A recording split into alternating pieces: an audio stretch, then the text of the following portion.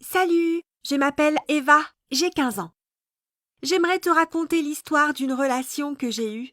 Il n'y aura pas de fin heureuse. Mais j'espère que mon expérience sera utile pour d'autres filles qui se trouvent dans une situation similaire. Cette histoire raconte comment mon petit ami s'est servi de moi pour nourrir son ego surdimensionné. Je l'ai rencontré à une fête organisée par ma copine de lycée, Emma. Emma est une fille sociable, énergique et directe, avec qui on se sent bien. Elle m'a invitée à sa fête d'anniversaire où j'ai rencontré mon futur petit ami. Mais à ce moment-là, c'était le petit ami d'Emma. Mais je ne l'ai pas volé à ma copine. Elle était plus qu'heureuse de s'en débarrasser. Ce gars s'appelait Martin. Et tu sais, c'était la star de cette fête. Il était mignon et très dynamique. Il faisait des blagues drôles, tout le monde rigolait, il dansait bien et il s'amusait avec le micro à chanter des chansons karaoké débiles. Et il m'a beaucoup plu dès le début. Je me suis approchée d'Emma et je lui ai demandé timidement de nous présenter. Emma a rigolé bizarrement et a dit que c'était son petit ami, mais que s'il me plaisait, je pouvais le prendre. Et elle serait heureuse de s'en débarrasser. J'ai pensé que c'était une blague, et j'ai même ri poliment, même si, en réalité, les paroles d'Emma semblaient si étranges que je me suis sentie gênée et j'ai décidé de quitter la fête le plus vite possible. Mais je ne suis pas allée bien loin. Il a commencé à pleuvoir et en cherchant mon parapluie, j'ai réalisé que je l'avais laissé chez Emma. J'ai dû y retourner. Et c'est là que j'ai été témoin d'une scène très étrange.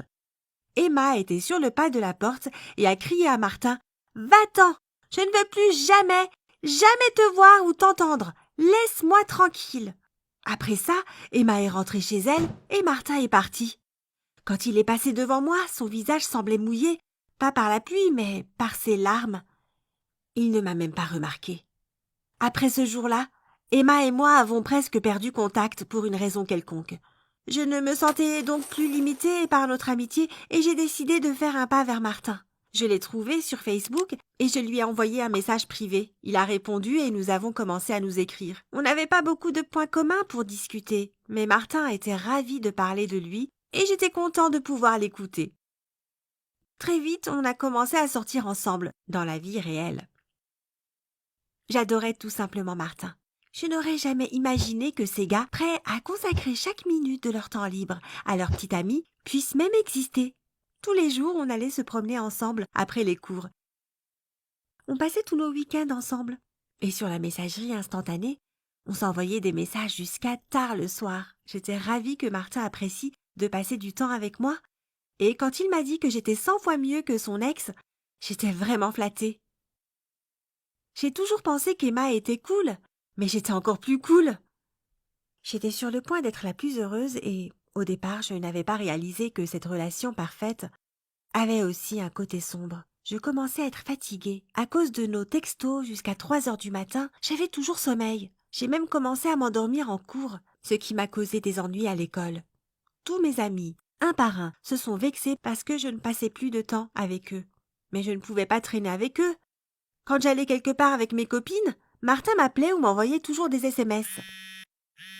Et si je ne répondais pas, il s'énervait et me disait qu'il savait que je m'en fichais de lui. Mais ce n'était pas vrai. J'essayais de lui expliquer. On se disputait. Puis Martin était triste pendant quelques jours et se plaignait de migraines. Je me sentais coupable et désolée pour lui. En fait, je me sentais coupable tout le temps. C'était comme si je faisais toujours quelque chose de mal et je lui brisais le cœur. Parfois, je ne pouvais même pas prendre un bain parce que Martin m'envoyait des textos sans arrêt. Et si je ne répondais pas tout de suite, il m'appelait et me disait avec une voix peinée qu'apparemment, il n'était pas assez bien pour moi. J'étais vraiment fatiguée. Des fois, Martin commençait à m'agacer. Mais ensuite, j'imaginais dans ma tête mon petit ami dans son lit, recroquevillé et malheureux à cause de moi. J'avais tellement pitié de lui que j'essayais de tout arranger encore et encore. Mais ma patience a fini par s'épuiser. C'était un soir assez tard, j'avais terriblement sommeil, et le lendemain matin, il y avait un important contrôle d'anglais au lycée.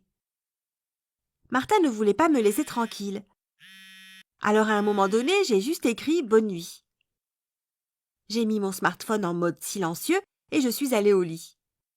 Le matin, j'avais une 50aine de messages de Martin sur mon téléphone disant que, visiblement, je ne l'aimais plus, qu'il avait perdu ce qu'il avait de mieux dans sa vie, et qu'il ne savait pas si cette vie valait la peine sans moi.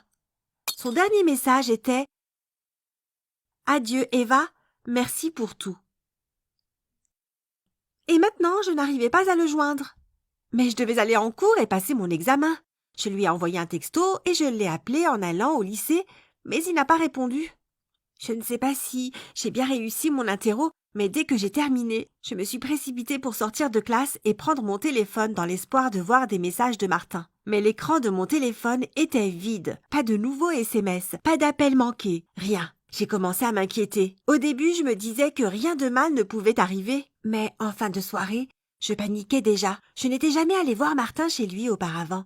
Mais je savais où il habitait, alors j'y suis allée et j'ai sonné à la porte. J'avais terriblement peur de voir ses parents pleurer, en deuil et dévastés.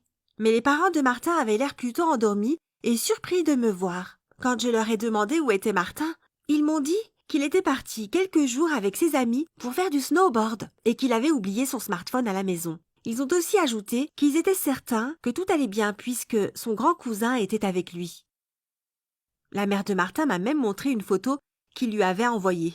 Il avait l'air très content sur la photo et je dirais même hyper heureux. Je suis rentrée chez moi en pilotage automatique. L'idée même que Martin ne faisait que me mentir sur ses blessures émotionnelles me bouleversait. Ça avait l'air de lui faire plaisir de voir que je m'inquiétais pour lui et que je consacrais beaucoup de temps et d'efforts à notre relation. Comme un vampire, Martin avait aspiré toute mon énergie. Et le pire, c'est qu'il s'en réjouissait. Un jour, plus tard, il m'a écrit comme si de rien n'était. Alors j'ai fini par me convaincre que j'avais raison et j'ai largué Martin. Ça n'a pas été facile, mais j'étais décidée. Je n'ai plus répondu à ses appels et je l'ai bloqué sur tous mes réseaux sociaux et messageries instantanées. J'espère vraiment que mon expérience avec quelqu'un comme Martin pourra aider d'autres personnes à éviter de commettre les mêmes erreurs. Crois-moi, les gens comme lui ne valent pas le coup. Ne te gâche pas la vie pour eux. Partage mon histoire avec tes amis et n'oublie pas de liker la vidéo. Je tiens vraiment à ce qu'un maximum de personnes la regardent.